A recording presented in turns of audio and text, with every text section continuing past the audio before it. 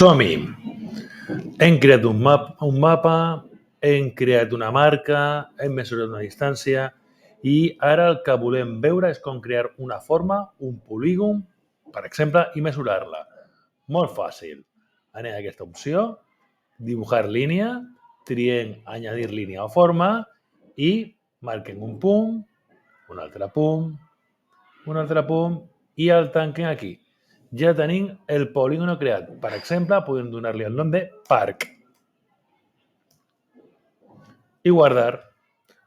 Fixeu-vos-hi com aquest parc fins i tot em diu el perímetre 517 metres, la superfície 1,14 hectàrees.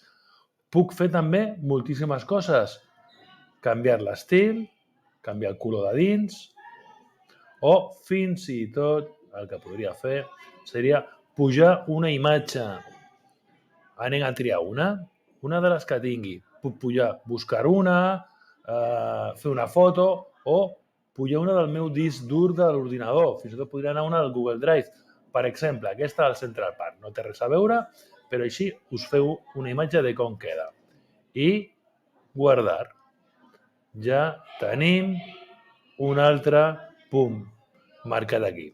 Si cliquem, desplegarem la imatge del parc que podem també editar i fins i tot afegir un text.